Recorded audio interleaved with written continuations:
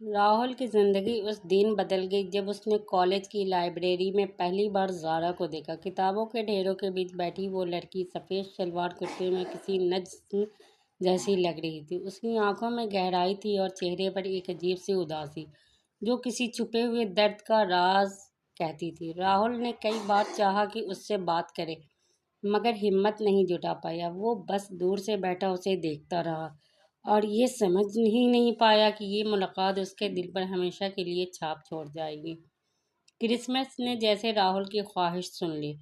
Class project के लिए उसे और ज़ारा को एक ही ग्रुप में रखा गया। इस बार उसने हिम्मत जुटाई और बातचीत शुरू की। ज़ारा मुस्कुरा दी और उस मुस्कान ने राहुल की सारी झिझक तोड़ दी। धीरे धीरे उनकी बातें बढ़ी। क्लास खत्म होने के बाद कैफेटेरिया में चाय, लाइब्रेरी में पढ़ाई और कैंपस की गलियों में घूमते घूमते उनकी दोस्ती गहरी होती चली गई। राहुल को महसूस हुआ कि उसकी ज़िंदगी अब पहले जैसी नहीं रही।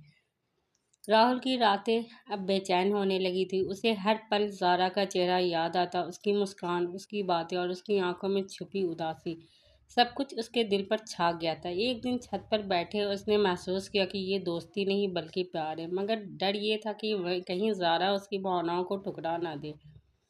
उसके लिए ये इजहार आसान नहीं था, लेकिन उसने तय कर लिया कि वो अपनी सच्चाई छुपाएगा नहीं। कॉलेज गार्डन में पेड़ों की छांव तले राहुल ने ज़ारा से अपने दिल की बात कह दी। उसकी आवाज़ कांप रही थी, लेकिन आंखें सच्चाई बयां कर रही थी। कुछ देर खामोशी छाई रही, फिर ज़ारा की आंखों में आंसू और होठों पर मुस्कान आई। उसने धीरे से कहा, राहुल, मुझे डर था कि कहीं तुम ये बात ना कह दो, क्योंकि मैं भी यही महसूस करती हूँ। और उस पल दोनों की दुनिया जैसे थम गई।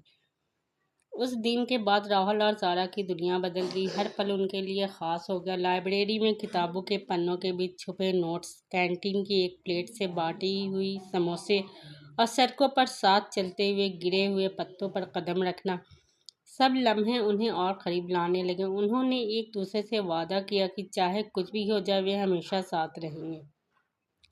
ज़ारा की आंखों की उदासी अब और गहरी होने लगी थी। राहुल ने कई बार पूछा, लेकिन ज़ारा टाल जाती। आखिर एक दिन उसने सच बता ही दिया। वो एक गंभीर बीमारी से जूझ रही थी। राहुल के पैरों तले ज़मीन खिसक गई। उसने चाहा कि ये झूठ हो, लेकिन ज़ारा की आंखों ने सच्चाई बयां कर दी। राहुल रात भर रोता रहा, मगर सुबह होते ही उसने तय कर लिया कि वो हार नहीं मानेगा। चाहे जितनी मुश्किल हो, वो ज़ारा का इलाज करवाएगा। वो उसके साथ हर हाल में खड़ा रहेगा। राहुल डॉक्टरों के पास भागा, नए नए अस्पतालों में गया। उसने हर मुमकिन कोशिश की। ज़ारा को भी उसकी कोशिशों में उम्मीद दिखाई देती थी, लेकिन बीमारी धीरे धीरे ज़ारा को कमज़ोर करती जा रही थी। जब भी राहुल टूटने लगता, ज़ारा उसका हाथ पकड़कर कहती, मत रो राहुल, मैं जी रही हूँ। तुम्हारी मुस्कान से ये सुनकर राहुल का दिल फट जाता, मगर वो मुस्कुराने की कोशिश करता ताकि ज़ारा को हिम्मत मिल सके। दोनों ने सोचा कि इलाज के साथ साथ वो जिंदगी को जो भी ले। वे पार्क में जाते, आइसक्रीम खाते, तारों को देखते और पागलों की तरह हंसते। हर पल ऐसा जीते जैसे यही आखिरी पल हो। कभी कभी थकान और तनाव की वजह से दोनों में झगड़े भी हो जाते। राहुल नाराज होकर चुप हो जाता और ज़ारा आंसुओं में भीग जाती, लेकिन जल्द ही वे समझ जाते कि उनका गुस्सा भी उनकी मोहब्बत से छोटा है और हर बार प्यार उनकी तकरार पर भारी पड़ता। बीमारी अब तेज हो चुकी थी। ज़ारा ने राहुल का हाथ पकड़कर कहा, अगर मैं चली जाऊं तो वादा करो टूटोगे नहीं, मेरी यादों को जिंदा रखना। राहुल कुछ कह नहीं पाया, बस उसकी हथेली को और मजबूती से पकड़ लिया। ज़ारा जानती थी उसका वक्त अब कम है। उसने राहुल से कहा कि वो उसकी याद में रोए नहीं, बल्कि उसकी मोहब्बत को दुनिया तक पहुंचाए। राहुल के लिए ये सब मुश्किल बात थी, मगर उसने हाँ में सिर हिला दिया।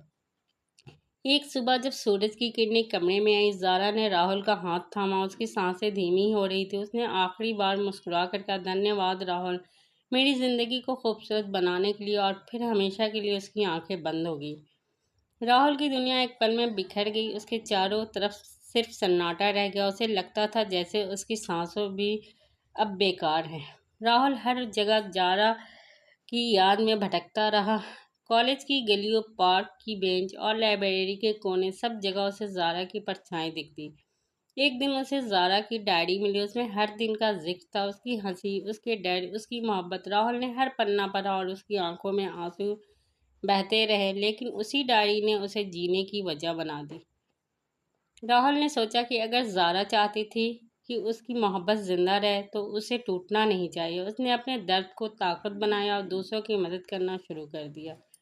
राहुल ने अनाथ बच्चों को पढ़ाना शुरू किया। जब वो उनकी आंखों में चमक देखता तो उसे लगता कि कहीं न कहीं ज़ारा उसके साथ मुस्कुरा रही है।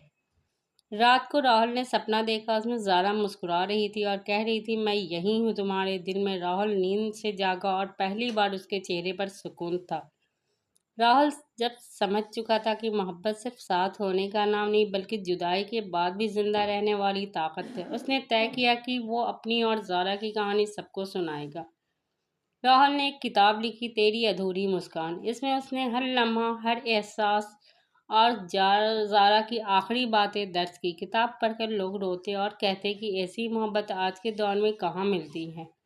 अब ज़ारा भले ही इस दुनिया में नहीं थी, लेकिन उसकी मोहब्बत हर पन्ने, हर शब्द और राहुल की हर सांस में जिंदा थी। राहुल ने उसे कभी जाने नहीं दिया। राहुल और ज़ारा की कहानी अब सिर्फ उनकी नहीं रही, ये सबके लिए एक प्रेरणा बन गई। लोगों ने सीखा कि मोहब्बत का असली मतलब साथ बिताए गए सालों में नहीं बल्कि दिल की गहराई में होता है। सालों बाद भी जब लोग राहुल में उसकी कहानी